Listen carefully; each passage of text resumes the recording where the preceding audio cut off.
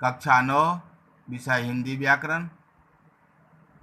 आज समास का रिवीजन करवाना है। शब्द निर्माण के तहत उपसर्ग प्रत्यय का करा चुके हैं। समास किसी किसी किताब में 4 भेद दिया गया है। इस किताब में 4 भेद दिया गया, उसमें तत्पुरुष समास का 2 भेद बताया गया है, कर्मधारय और द्विगु। किसी किसी में तत्पुरुष समास से शुरू किया गया है, कहीं कहीं पर अव्ययीभाव समास से शुरू किया गया है। खैर जो हो, 6 प्रकार का वर्णन समास का मिलता है।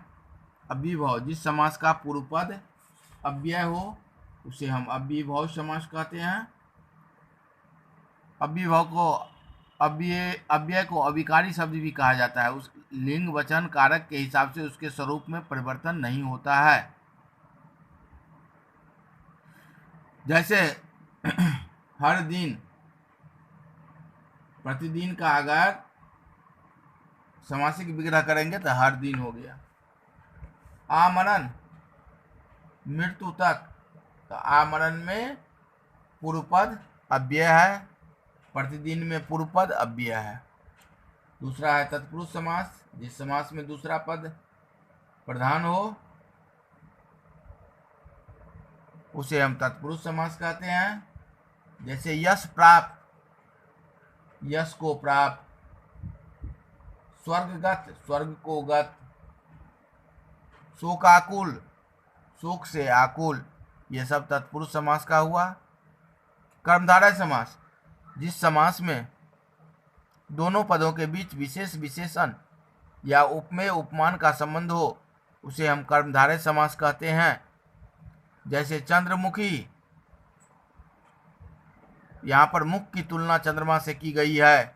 मुख हो गया उपमेय, उसकी तुलना चंद्रमा से कहते हैं, तो उपमान जिसकी तुलना की जाए उसे हम उपमेय कहते हैं, और जिससे तुलना की जाए उसे उपमान कहते हैं। तो चंद्रमुखी। विशेष विशेषण का भी संबंध होता है, उपमेय उपमान या विशेष विशेषण का संबंध। विशेष, जिसकी विशेषता बतलाई जाए। विशेषण, संज्ञा सर्वनाम की विशेषता बतलाने वाले शब्द को विशेषण कहते हैं। जैसे नील गगन, गगन कैसा है तो नीला, गगन हो गया विशेष और नीला हो गया विशेषण। इस प्रकार चंद्रमुखी, नील गगन कर्मधारय समास का विशेषता है। चौथा है द्विगु समास, जिस समास का पूर्व पद संख्यावाची हो उसे हम द्विगु समास कहते हैं। जैसे चौराहा, नवरत्न, त्रिफला, चारपाई, यानी पहला संख्या जो है वह किसी न किसी संख्या का बोध कराता है। 3 रंगों का समाहार तिरंगा, जिसको 4 पाए हो चारपाई। द्वंद्व समास, जिस समास में दोनों पद प्रधान हो उसे हम द्वंद्व समास कहते हैं। जैसे माता पिता, भाई बहन, आय व्यय, क्रय विक्रय, ये सब द्वंद्व समास का उदाहरण है। और छठा है बहुव्रीहि समास, जिस समास में दोनों पद गौण, दोनों मिला के अन्य पदों की प्रधानता हो उसे हम बहुव्रीहि समास कहते हैं। जैसे लंबोदर, लंबा हो उदर अर्थात पेट जिसका, अर्थात गणेश जी। गजानन, गज मतलब हाथी, आनन मतलब मुंह, हाथी की तरह जिसका मुंह हो, गणेश जी। पीतांबर, पीत मने पीला, अंबर मने वस्त्र, पीला हो वस्त्र जिसका, अर्थात विष्णु भगवान। नीलकंठ, नीला हो कंठ जिसका, अर्थात महादेव।